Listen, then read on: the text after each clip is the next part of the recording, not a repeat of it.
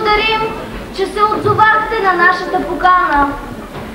Чрез нашата кратка пиеса ще се опитаме да ви пренесем във времето, когато нашият единороден Син Божий, Исус Христос, е бил предаден от своя ученик Юда и е бил убит от езичниците. Много е трудно да се пресъздаде образа на страдалеца Христа, който кървав пот и рани е претърпял, за да спаси света. О, пресвети Исусе, с бой и въжа, кът разбойник, кой те държа, лице ти кротко с плесници, кой удреше, тело ти свято с камшици, кой биеше, чело ти нежно, с остри тръни, кой удреше. Ти си Богочовека, който доброволно се предаде на страдания, за да ни изкупи. Дори в най-страшните си мъки, разпнат на кръста, ти се молеше не за себе си, а молеше Бога да прости на злодеите, които ти сториха тази злина, защото не са знаели какво правят. О, велика жертва, която не може да се опише с човешки думи. Приятно гледане!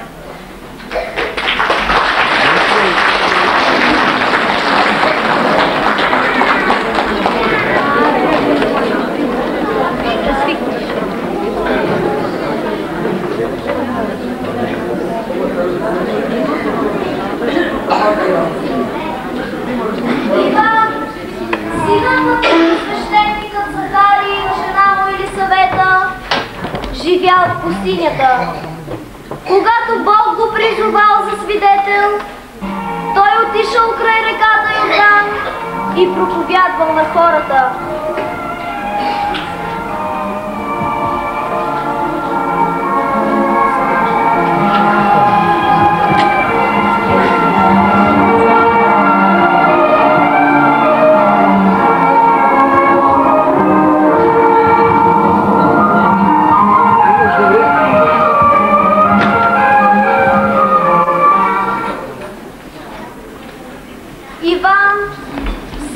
Първосвещеникът Захарий и на жена му Елисавета живял в пустинята. Когато Бог го призовал за свидетел, той отишъл край реката Йордан и проповядвал на хората.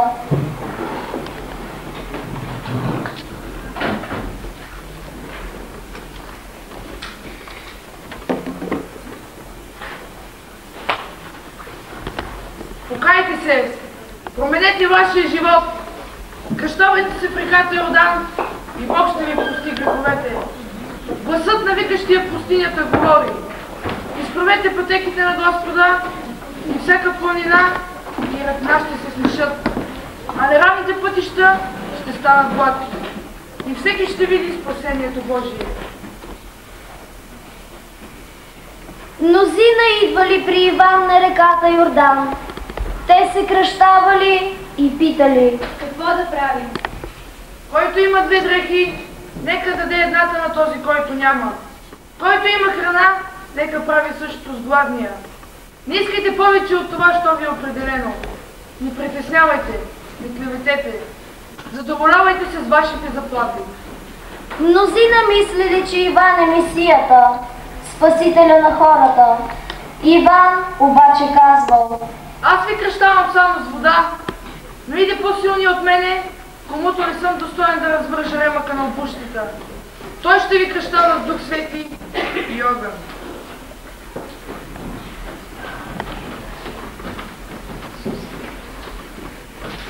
Ето Агнецът Божий, който взема върху си греха на света. Той е този, за когото аз казвам: иде след мене мъж, който съществуваше по-напред от мене, но аз не го познавах. И за да стане той явен в Израиля, аз дойдох тук да ви кръщавам с вода. И този, който ме изпрати, ми рече: над когото видиш да слиза духа и да остава над него, той е този, който кръщава с Дух Свети. Той е Синът Божий. Ето Агнецът Божий.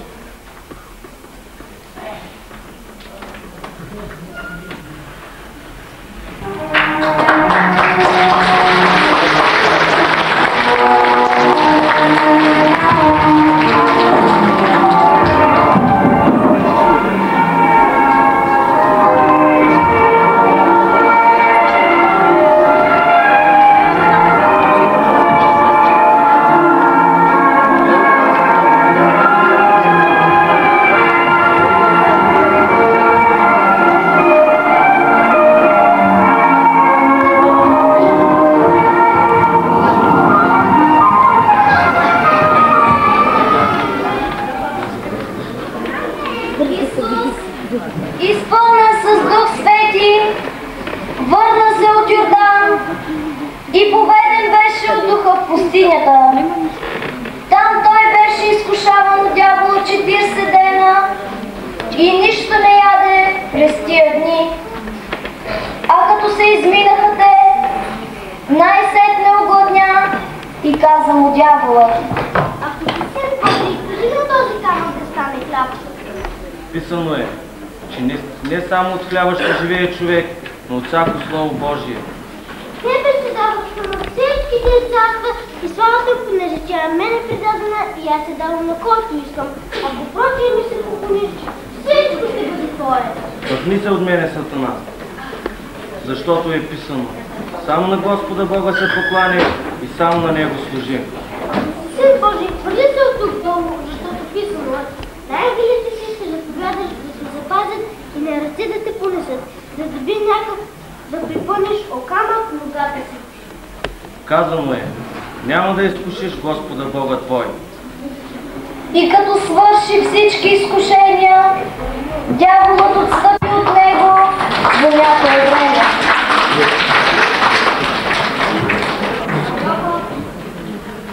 Исус обикалял галилейските страни и проповядвал сред народа.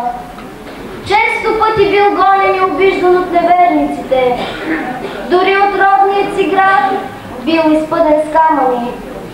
Той имал нужда от помощници, имал нужда от хора, които да проповядват и разпространяват Неговото Слово.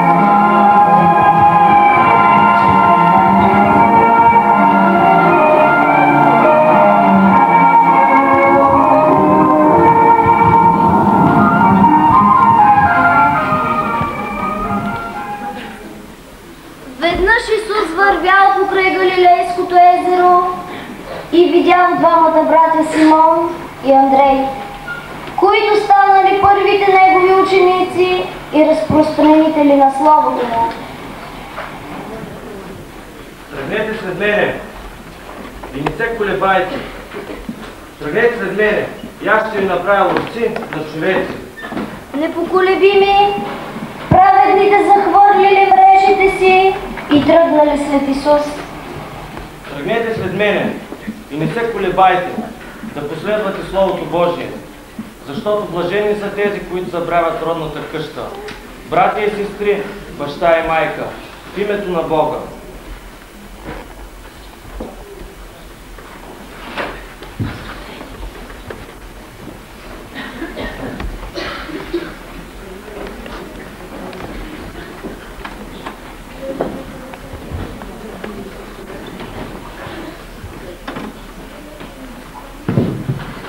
Тази жена е парализирана. Помогни, ако можеш.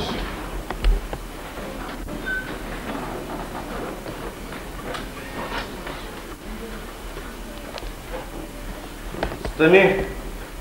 Ти вече можеш да вървиш.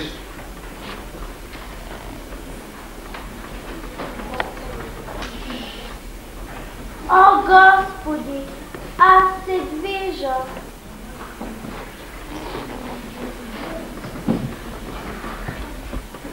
Аз мога да вървя.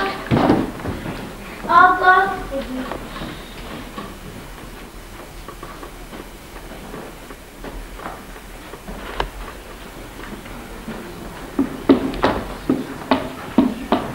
Аз съм роден сляп. Моля ви, помогнете ми. Прося милост.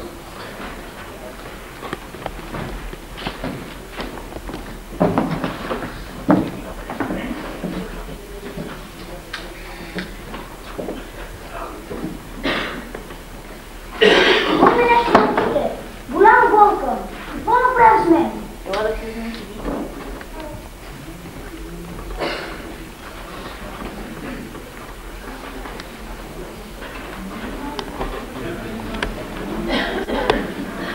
Как е възможно?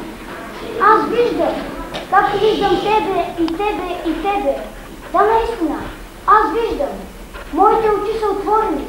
Как е възможно? Това е чудо. Ти си истински пророк. Ти си човека, изпратен от Бога. Учителю, аз сега виждам. Вече не съм сляп. Вече виждам. Аз те виждам, Господи.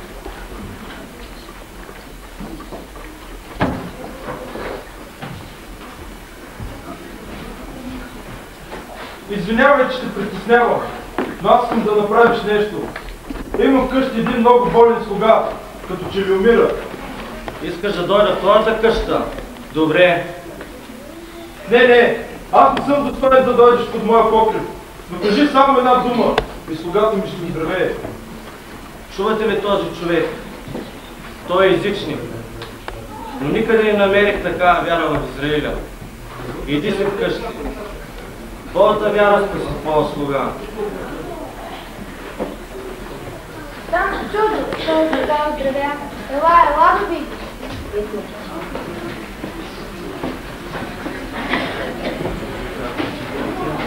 Господи, научи ни да се молим, както Иван научи учениците. Когато се молите, казвайте: Отче наш, който си на небесата, да се свети името ти, да дойде царството ти, да бъде волята ти, както на небето, така и на земята. Дай ми днес насъщият ми хляб и прости ни дълговете, както ние прощаваме нашите длъжници. И не въвеждай в изкушение, но избави ни от злото. Аз ви казвам: търсете, ще намерите. Хлопайте, ще ви се отвори. Лекувайте болните. Гонете дяволите. Когато влезете в един град или село, вижте кой е достоен. Ако няма такъв, излезте. Аз ви пращам. Като агнета сред вълци. Бъдете мъдри като змии и невинни като гълъби. Това, което даром получихте, давайте го даром.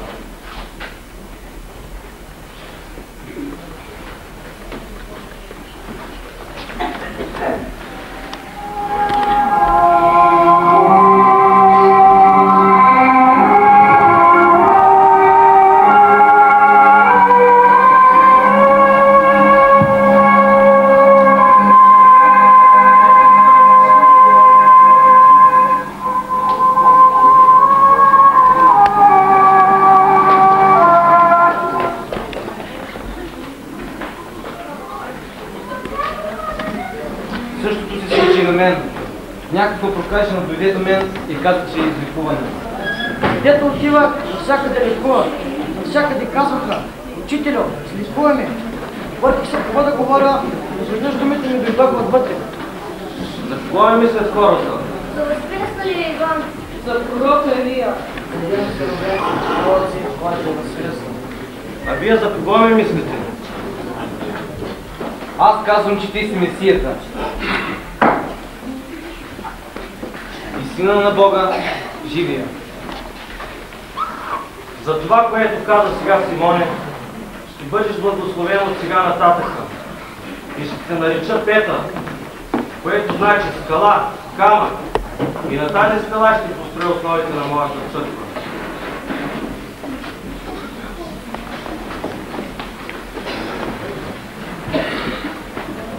Петре, на тебе давам ключовете в Царството Небесно.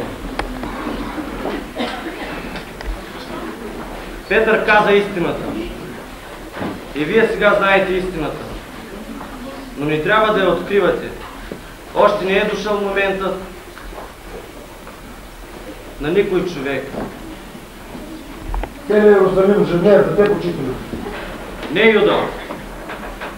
В Иерусалим няма да бъде приет син човешки. Той ще бъде осъден и измъчван и убит от езичниците. Но Бог сред 3 дни ще го възкръсне.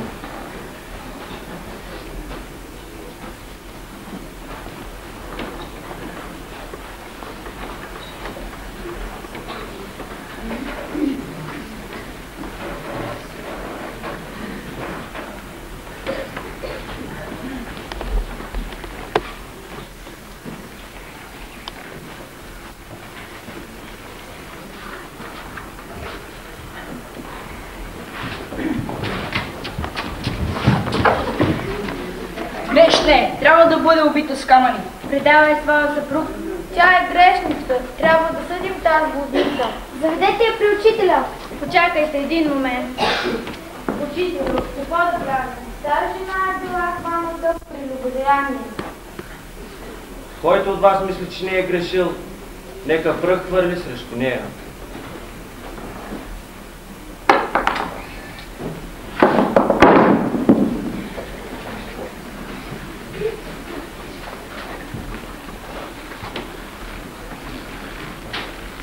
Къде са твоите обвинители? Няма вече никой, който да те съди. Не, никой. И аз вече не те осъждам, но не греши никога повече.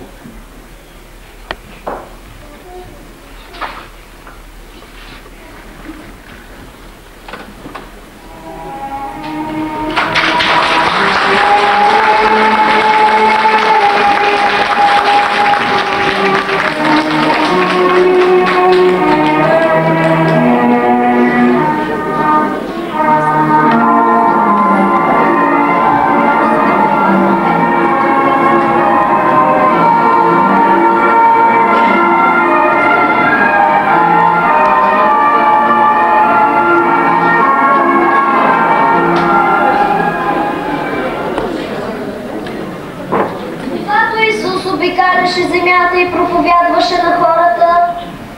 Ето идва при него един от фарисеите и го помоли да яде с него. И Исус, като влезе в къщата на фарисея, седна на трапезата. И ето една жена от града, която беше грешница, като узна, че Исус седи в къщата на фарисея, донесе обастрен съд и миро и като застана отзад при нозете му, плачейки започна да ги облива със сълзи и ги изтриваше с косата си, като непрекъснато ги целуваше. О, Господи, прости ми! О, Боже, смили се над една бедна грешница! О, Господи! Като видя това, фарисейнат, който го бе поканил, каза: Ако беше пророк, той щеше да знае коя е жената, която се допираше до него, защото тя е грешница. Като влязох в дома ти вода за нозете не ми даде, а тя със сълзи обля нозете ми и с косата си ги изтри. Ти целувка не ми даде, а тя, откак вляза, не престава да целува нозете ми. Ти си лей не ми помаза главата, а тя с миро помаза нозете ми. Затова прощават се всички грехове. Кой е този, дето и греховете може да прощава? Твоята вяра те спаси. Иди си с мир.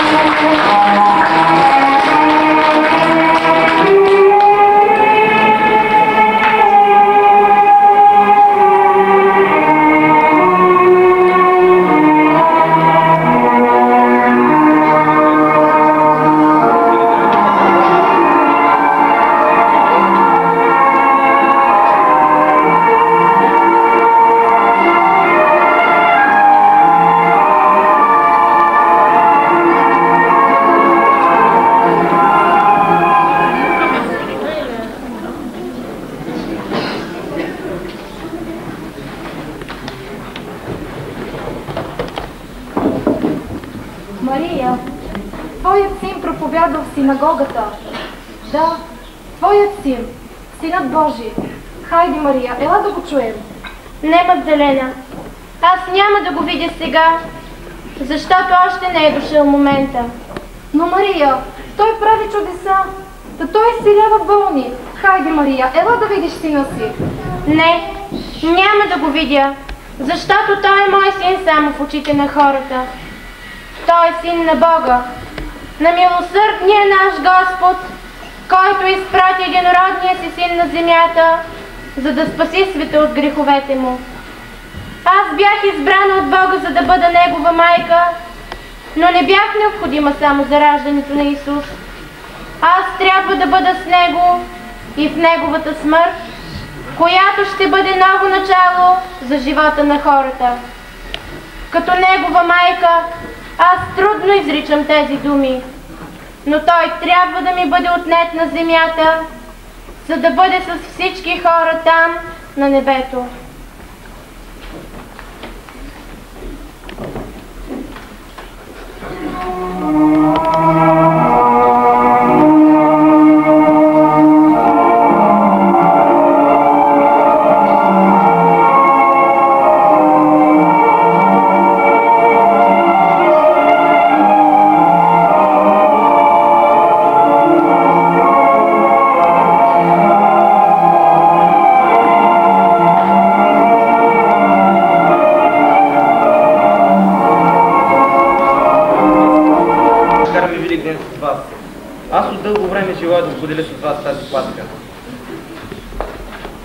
Аз дойдох за тази Пасха и няма да остана още много дълго време с вас. Вие ще ме търсите, но и където да отидете, няма да можете да ме намерите. Учителю, където и да отидеш, аз ще те следвам. Моят живот ти принадлежи. Петре, преди Питела да пропее, ти ще се отречеш 3 пъти от мене. Не, учителю, аз никога няма да се отреча от теб.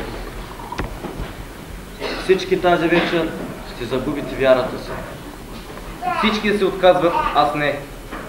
Петре, аз се молих за тебе. И ти, когато се възвърнеш, ще възвърнеш вярата на своите братия. Истина ви казвам, един от вас ще ме предаде. Учителю, моето сърце е толкова натъжено. Кой от нас ще предаде? Да не би аз? Който потопи пръв в блюдото залъка с мене, той ще ме предаде. И ето Юда, който не беше чул разговора между Исус и Павел, пръв потапя залъка си. Това, което мислиш да правиш, Юда, прави го по-бързо.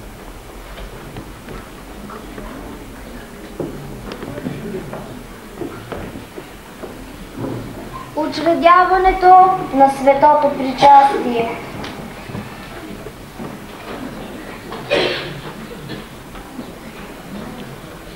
Това е хляба на живота. Който яде от този хляб, ще живее вечно.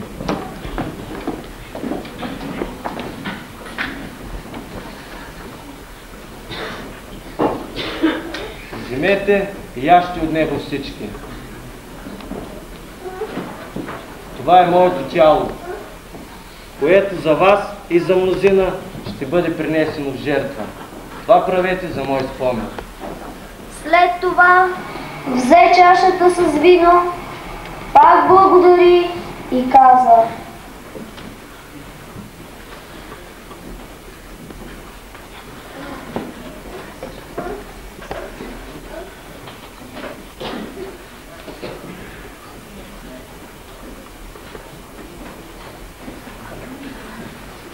вземете и пийте от нея всички.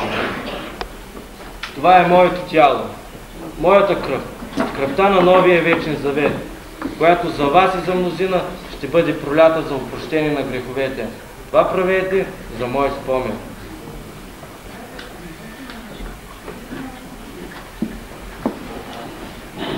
И сега ви оставям нова заповед.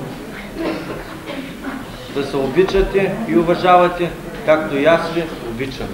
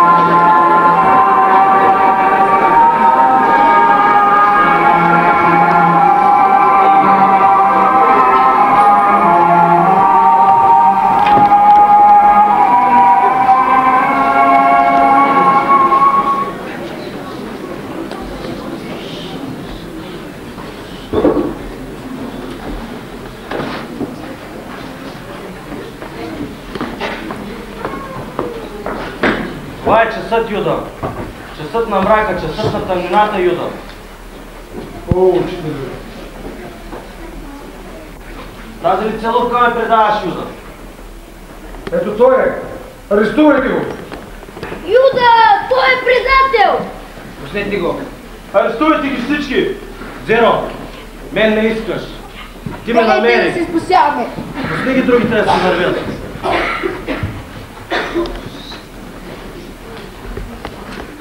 Учителю Зеро, трябва да поговорим. Няма да говорим. Ти ни помогна, Юда. Твоят Исус е замесен в богохулство. Като свърши всичко това, ела при мен. Чакай. Довиждане. Те не стигат, изчезвай.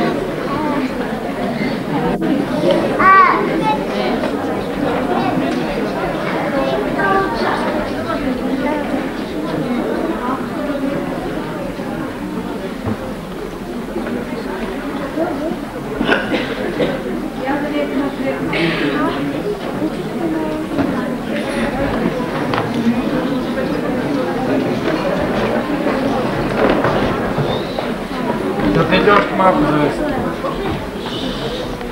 Още малко завесите.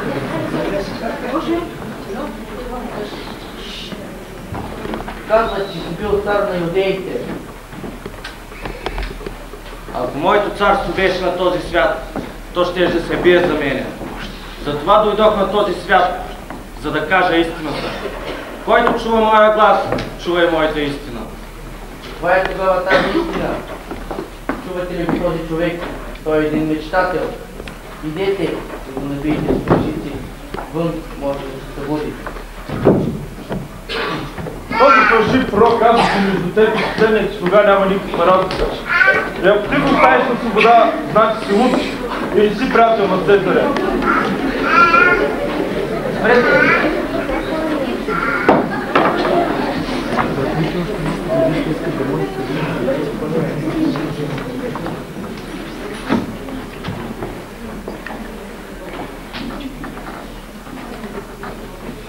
Това е царската корона. Здравей, Ваше Величие!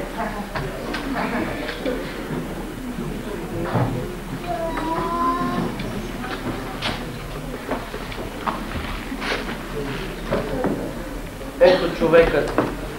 Какво искаш? Кой си ти? Какво ще ти кажеш за твоя защита? Не искаш да умреш, не желаеш ли да се спасиш? Не знаеш ли, че мога да те омъртвя или да те освободя, да те разпъна на кръста? Каква власт си мислиш, че щеш да имаш, ако не ти беше дадено от този, който е над тебе? Пилат се замисля. Може ли да освободи Христос? Ето решението ми. Ще бъде както народа реши.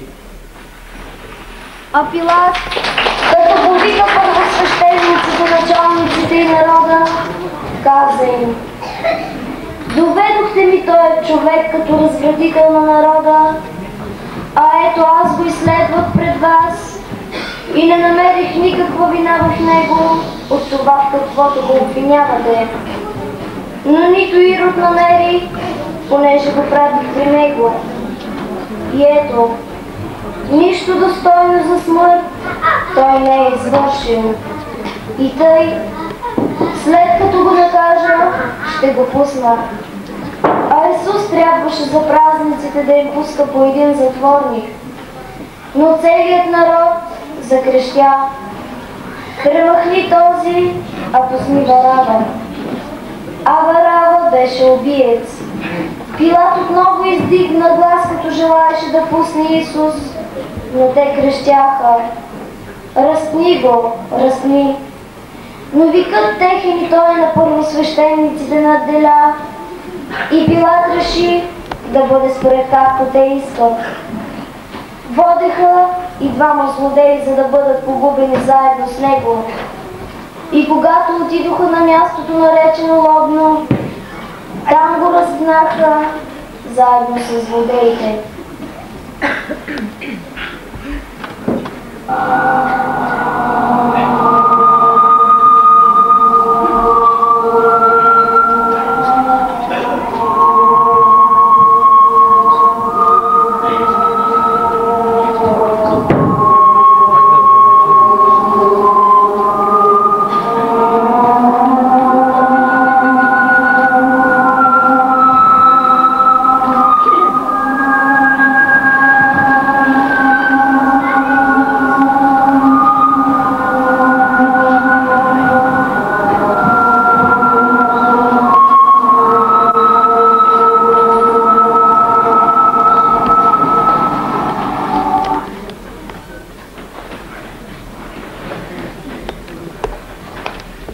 Това е неговата майка. Коя си ти? Аз съм една от тяхното семейство. Дай трябва в нашето семейство. Тогава иди.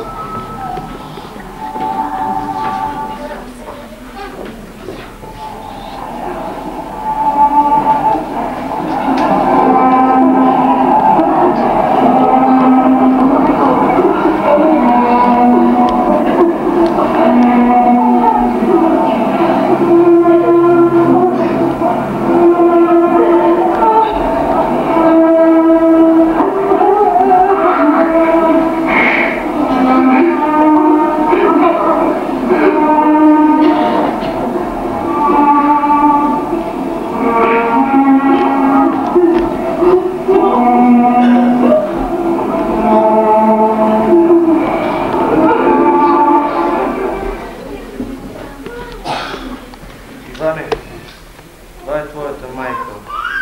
Майко, това е твоят син.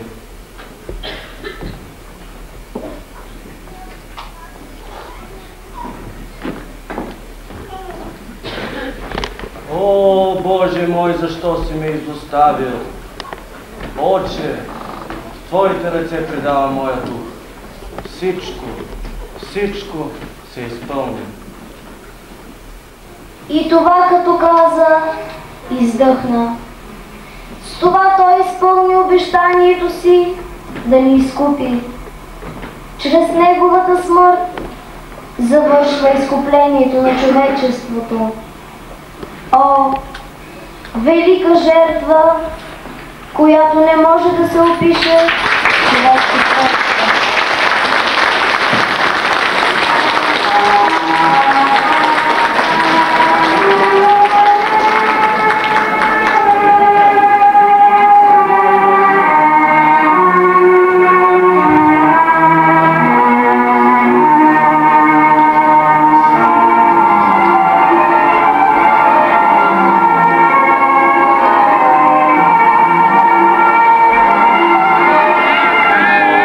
Исус от Назарет.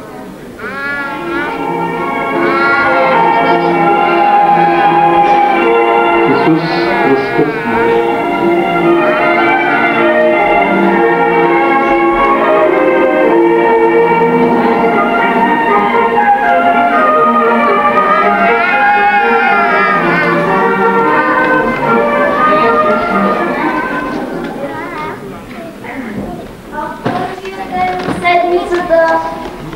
Много рано, носейки те приготвени благовони, те влязоха в гроба, ала не намериха Исус.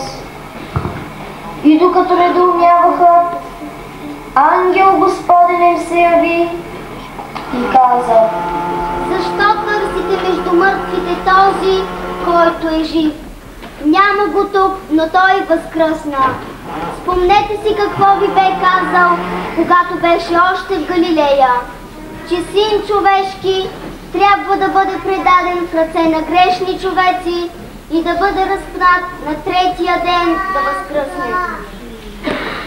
Изпълниха си думите му и като се върнаха от гроба, обадиха всичко това на 11-те и на всички други. Те бяха Мария Магдалена, Йоанна и Мария майката на Якова.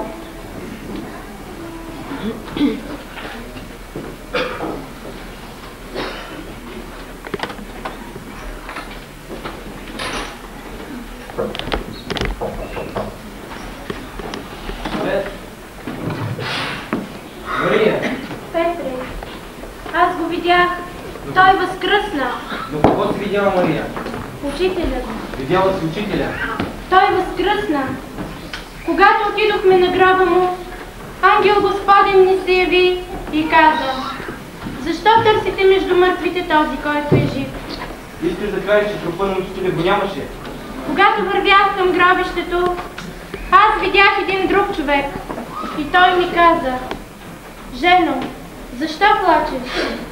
Каза също и моето име: Мария, Мария. И тогава го видях. Беше Исус. Паднах в краката му. Исках да се докосна до него, но той каза: не се докосвай до мен, защото още не съм отишъл до Небесния Отец. Но иди при моите братя. Не ми ли вярвате? Аз го видях. Наистина го видях. Женски фантазии. Фантазии. Вие не ми вярвате. Когато те приказваха това, сам Исус застана сред тях и им каза: Мир на вас! Те смутени и изплашени помислиха, че виждат дух, но той им каза: Защо се смущавате? Та това съм аз.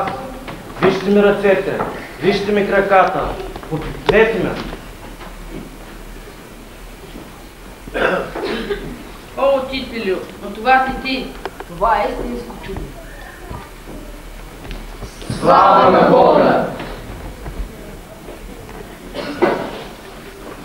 И като каза това, показа им ръцете и нозете си. И каза им: ето това е, за което ви бях говорил, когато бях още с вас. Че трябва да се изпълни всичко писано за мен в закона Моисеев. Тогава им отворил му, за да разберат писанията. Тъй е писано: и тъй трябваше Христос да възкръсне от мъртвите на третия ден и ги изведе отвън до Виталия. И като вдигна ръцете си и ги благослови, отдели се от тях и се възнесе на небето. Те му се поклониха и се върнаха в Йерусалим с голяма радост и бяха винаги в храма, като славиха и благославиха Бога.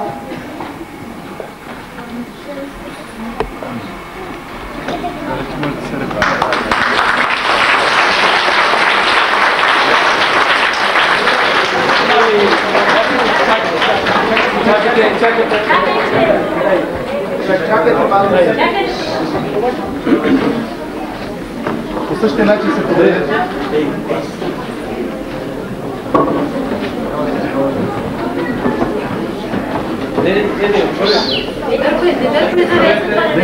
Не дърпай завесата. Да слизат и всички да слизат.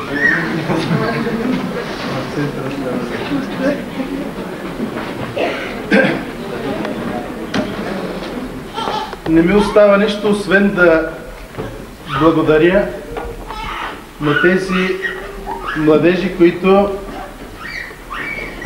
са се постарали много добре да заучат ролите. Учудваме фактът, че Всичко, което аз съм правил на тази касета, е направено много добре. И се радвам, защото по такъв начин вие сте изживяли словата на Христа, запаметили сте ги в вас и всичко, което направихте, това е началото на нещо ново. До този момент никога в този салон не се е играла тази сцена. Ми се струва, че в България още не е играна тази сцена. Така че вие една малка енория давате тон на цялата епархия. Не бъдете само актьори на сцената, трябва да бъдете и актьори във вашия живот, да бъдете истински християни, да изживеете всичко това, което направихте днес. Особено мога да поздравя за сцената на кръст. Това е много добре разработена, може би като професионалисти сте го направили. Трябва всички вие да оцените какво са направили тези младежи, колко труд им е коствало това, колко репетиции и най-после да навлезем в същността. Тези младежи не изиграха някаква светска сцена. Евангелието, което го дадаха в жива форма. Днес е Велики Петък. Нека да си спомним, че Исус Христос умря на кръста за наше оправдание. И както тук сме събрани и сте събрани в тази енория, виждам колко голям интерес имате към Евангелието и към Божието Слово.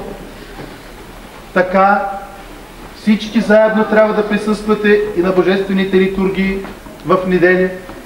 Тази събота вечер, Велика събота, която практически започва великденското време и се пее Алилуя, е утре в 8 часа.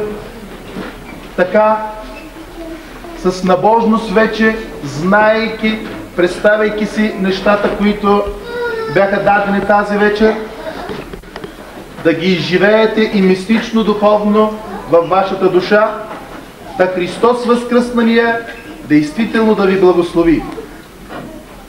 Този Христос да благослови вас, младежи, за да продължавате не само, пак ви подчертавам, в актьорската ви дейност, но да бъдете актьори във вашия живот като истински християни.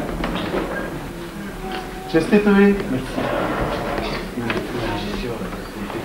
На режисьора, на всички оформители тук, тези, които са се погрижили, може би има някои, които зад сцената не се показват, които много са работили за това. Без да се хвалям, а аз бях в основата. Така че имало и други хора, които са работили и това е един сериозен труд в името на Бога. Нали така беше? Да. Продължавайте в този дух. Бог да ви благослови.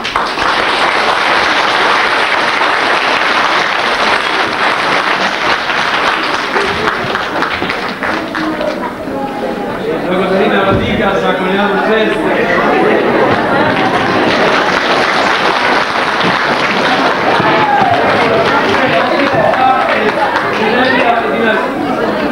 Може да сами се прави.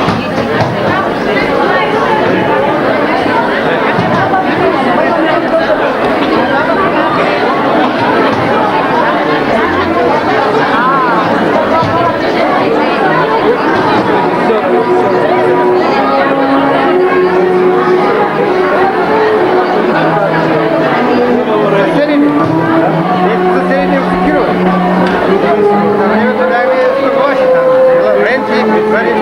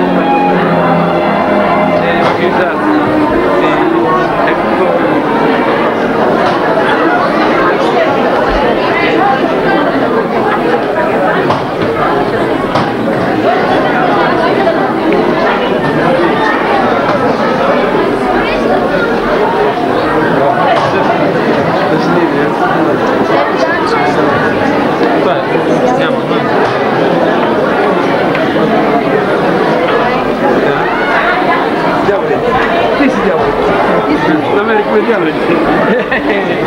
Това е дяволите, сестра на ангелите. Дамче, моите поздравления. Браво!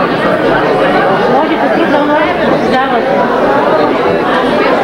Трябва да видят малко и да видите да те. Аз не бях да се имате.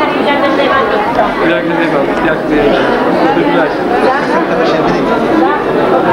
Да видите,